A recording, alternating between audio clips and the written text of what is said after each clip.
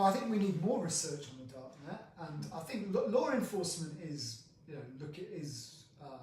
clearly gathering intelligence and conducting investigations and disruptive activity on the darknet. But there will always be a darknet. I mean, I just think it's inevitable that there will be the technology. The internet enables spaces which are out with, if you like, the non-darknet, and so and it does always pose a challenge, because if you achieve better rules and norms and regulation on, if you like, the surface net, or the net that most people use, and then, well, the argument is, well, the criminal networks will go into the darknet, and they can always do that.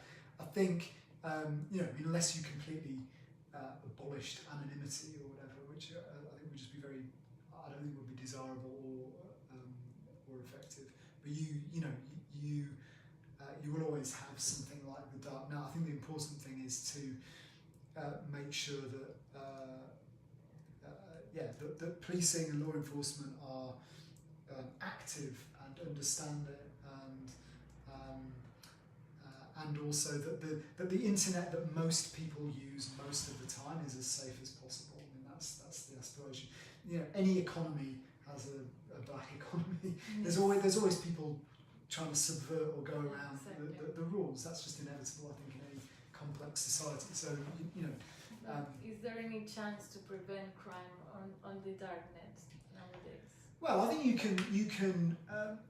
It's very hard to. I think we need to have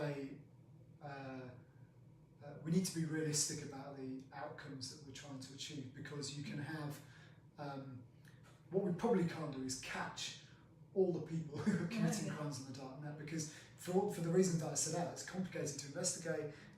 The international aspect of it makes it very difficult for nationally based law enforcement to pursue offenders. They can do some of it, and they can go. I think they probably just have to focus on what they feel is the most serious networks and the most harmful networks, and then go after them. And on those ones, you'll find a lot of there's a lot of goodwill internationally to try to deal with things like paedophile networks and so on. Counter. How far is someone allowed to research on the dark web? Well, I think people are free to research on the dark web. I mean, they insofar as they don't commit crimes, they like anybody, they can download the. Because there's a sort of myth about it. Yeah. Then when you log into Tor, Yeah. you have to cover the camera. Right. I mean, what I don't understand about it is because if you have to cover the camera, it means that is there somebody out there that can see you? Does Right. somebody control the dark web, or is it just a myth because it's full of this kind of I don't think it is controlled. I think it is an ungoverned space by and large.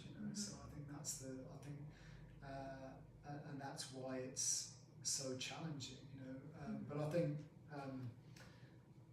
I think people are going to do and need to do research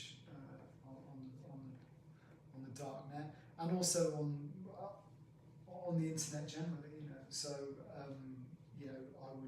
I would encourage that. And could you please tell us how blockchain helps with evidence tracing? Well, I think it may help it may help with things like tracing financial transactions and things of that sort. So it may be that it can enable you to trace the money. The other thing that it does for evidence, of course, is potentially blockchain technology can. It seems to me, in a digital society where you have digitally created evidence, you always have the potential for tampering with the evidence. Whether it's video footage or photographs, or we've seen this with fake news. People put things on the internet which are Facebook. I mean, there was the great one. There was the one of the Donald Trump press campaign. Yeah, all of this. Yeah. There was the incident in Donald Trump's press conference where a reporter didn't give back the microphone, and then the video was tampered by someone to make it look like he was pushing the young woman who was managing the microphone. And so, you know, people can twist and manipulate things, and of course these things have big effects politically and so on. So blockchain potentially, and that creates a problem for the criminal justice system, because how do you know that the video, you know, so the video of an assault taking place or a theft taking place, how do we know that how can we trust the evidence? So if it goes into a court and it's put in front of a jury, how does that jury have confidence in the evidence in front of it? And blockchain might provide a solution because of its immutability and the fact that you can't tamper, you can trace each step in the chain. And so I think that is potentially quite important, because we have, otherwise there's a risk that we have a sort of crisis of confidence in digital evidence in the criminal justice system. So that's another thing that it can contribute, I think. What we need is some proof of concept. You know, we need someone to trial some of this to see how, you know, how it works and how much, if it works and how much it would cost and so on. That's the kind of thing that needs to happen next. Okay, well, thank you very much for your time and all the information. It has been a real pleasure.